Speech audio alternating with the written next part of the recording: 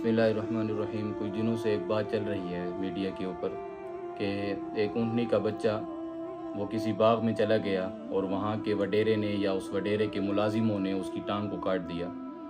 तो ये उसने काम बिल्कुल गलत किया है या करवाया है कि एक बेज़ुबान जानवर, मासूम जानवर की टांग काट दी। उसको तो जिस तरफ भी खाने की चीज़ मिलेगी वो उसी तरफ जाएगा।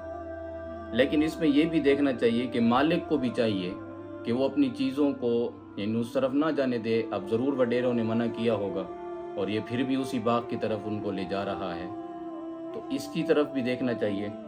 और बिल्कुल ही यानी उसने भी गलत काम किया है और मालिक ने भी गलत काम किया है कि अपनी ऊँटनी के बच्चे को छोड़ दिया है और वो बाग तक चला गया है और उसने आगे से ये काम किया, गुस्से से जो है उसकी टांग काट दी। ये भी गलत किया है।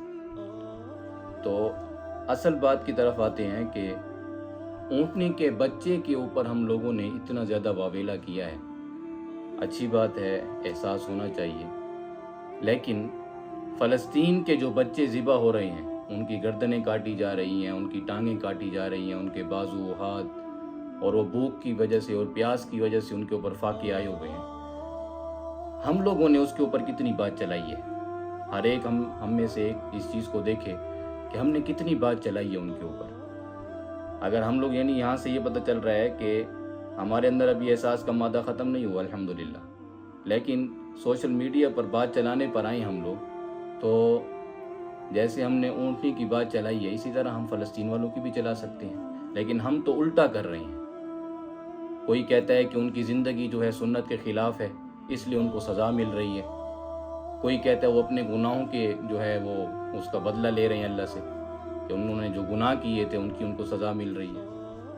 तो हम लोग ये याद रखें कि अगर वो सुन्नत के ख़िलाफ़ ज़िंदगी गुजार के उनको सज़ा मिल रही है तो फिर हम भी तैयार रहें, क्योंकि हमने भी तो सुन्नत के ख़िलाफ़ ज़िंदगी गुजार रहे हैं। हमने कौन सी ज़िंदगी आप अलैहिस्सलाम के तरीक़ों पर गुजारी है। तो फिर जैसे उनको सज़ा मिल रही है तो फिर हम भी सज़ा के लिए तैयार रहें, क्योंकि इसराइल वाले जो हैं वो यहाँ फ़लस्तीन तक नहीं ठहरेंगे। अगर इस पर कब्ज़ा कर लेते हैं तो आगे भी आएंगे और फिर उस लपेट के अंदर हम भी आएंगे, उस आग की लपेट के अंदर हम भी आएंगे कि हम लोग जैसे उनके ऊपर बातें कर रहे हैं कि उनको सज़ा मिल रही है तो हमें भी फिर ये सज़ा मिलेगी। तो हमें उन चीज़ों का भी बायकाट करना चाहिए और उनके साथ भी बायकाट करना चाहिए। इंजीनियर मोहम्मद अली मिर्ज़ा की तरह बातें ना करें हम लोग।